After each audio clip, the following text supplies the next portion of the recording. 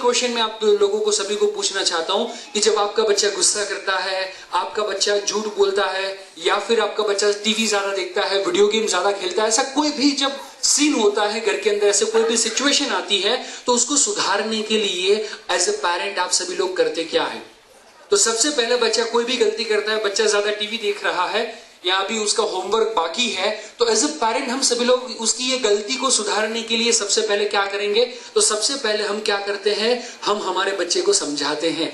देख बेटा, मोनू, सोनू, नोनू, जो भी नाम है, प्यार से उसको समझाएंगे 5 मिनट, 10 मिनट, 15 मिनट, 20 मिनट, जब तक हमारा जूस नहीं निकलता है कि नहीं। 20 मिनट तक समझाएंगे, बच्चा हाँ हाँ मम्मी, हाँ हाँ मम्मी, और जैसा 20 मिनट खत्म हुआ, 20 मिनट के बाद वो बच्चा जैसा था, तो फिर हमें क्या आता है?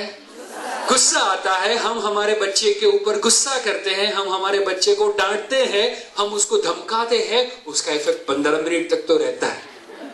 15 मिनट के बाद फिर जो छोटे मियाँ थे वो वैसे के वैसे, और वो गलती जब बच्चा फिर से रिपीट करता है, तो उसकी गलती को सुधारने के लिए हम लोग क्या करते हैं? बच्चे को पनिश करते हैं, हम बच्चे को मारते हैं, हम बच्चे को शिक्षा करते हैं।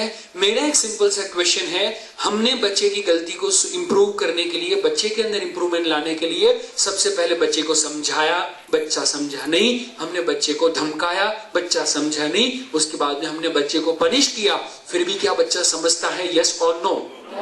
बच्चे के अंदर जो लॉन्ग टर्म तक इंप्रूवमेंट चाहिए, क्या वो लॉन्ग टर्म का इंप्रूवमेंट आता है? यस और नो? एक सिंपल सा क्वेश्चन। तो हमारी जो ट्रेडिशनल पेरेंटिंग सिस्टम है, जिसके अंदर बच्चा कोई गलती करता है, हम बच्चे को रोकते हैं, बच्चा कोई गलती करता है, हम बच्चे को टोकते हैं, बच्चा फिर से कोई गलती करता है, हम बच्चे को ठोकते हैं।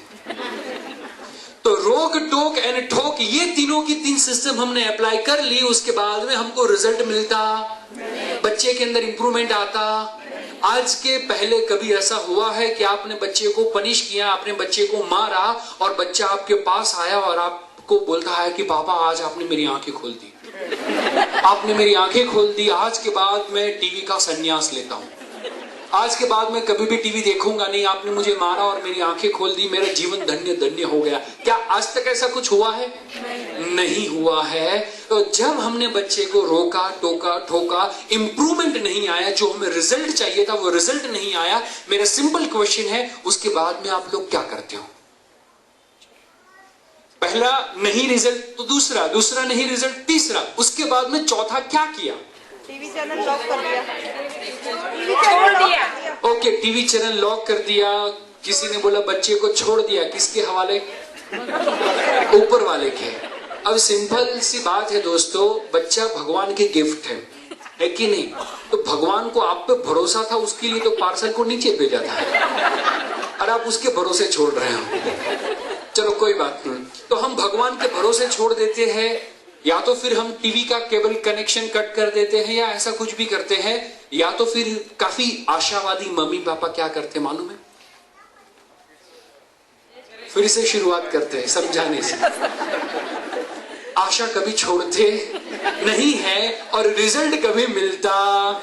मुझे सभी लोगों की जोर से आवाज चाहिए। रिजल्ट कभी मिलता नहीं है। और क्या सिचुएशन आती है दोस्तों कि ये हमने बच्चे को रोका, बच्चे को टोका और बच्चे को ठोका, बच्चे के अंदर तो कोई इंप्रूवमेंट नहीं आता, लेकिन हमको भी यहाँ पे दर्द करता है। जिस दिन हमने बच्चे के ऊपर हाथ उठाया, उस दिन रात को हमको भी खाना अच्छा नहीं लगता और रात की नींद हमारी भी उड़ जाती है। अग्रीड? यस और नो? Means what? जो रोकना, टोकना और ठोकना है, वो यदि मेथोडोलॉजी सही होती तो हमें रिजल्ट मिलना चाहिए था, हमें खुशी मिलनी चाहिए थी। अरे हम 12 साल से 15 साल से हमारे बच्चों के साथ रोक टोक ठोक करते आ रहे हैं, लेकिन आज तक हमें रिजल्ट मिला? अरे बच्चों की बात छोड़ो, जब हम छोटे थे, हमारे मम्मी पापा हमारी परवरिश किया करते थे, उस समय को याद करो तो हम भी कोई गलती करते थे तो हमको रोका जाता था, यस और नो?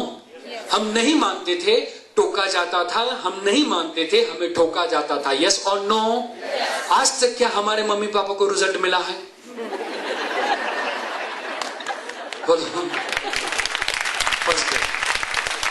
तो रोक टोक एंड ठोक से ना ही हमारे मम्मी पापा को रिजल्ट मिला है और ना ही हमको मिला है। तो मेरा सिंपल सा क्वेश्चन है, आज से पहले हमने जो भी गलती की, क्या आज के बाद रोक टोक एंड ठोक के सिस्टम को कंटिन्यू करना है या कोई नया अच्छा वाला रास्ता ढूंढना है?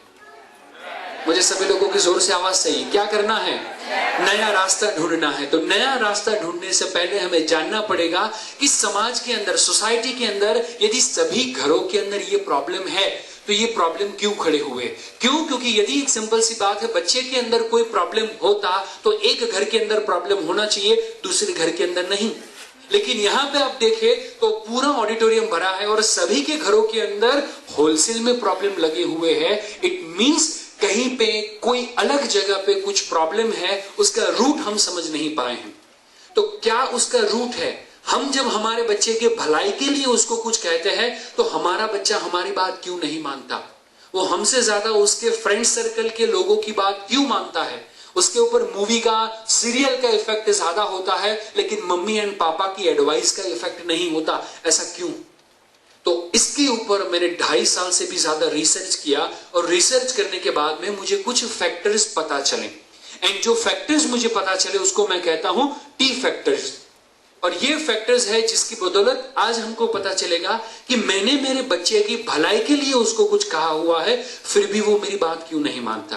क्यों जनरेशन गैप हर 50-100 साल के बाद में खड़ा होता है? हर जनरेशन के अंदर आप देखेंगे तो जनरेशन गैप है। तो आज मैं आपको उसका सोशल साइंस बताने वाला हूं कि क्यों जनरेशन गैप खड़ा होता है। तो उसके लिए सारे के सारे टी फैक्टर्स हम सभी लोग साथ में मिलके याद रखने वाले हैं।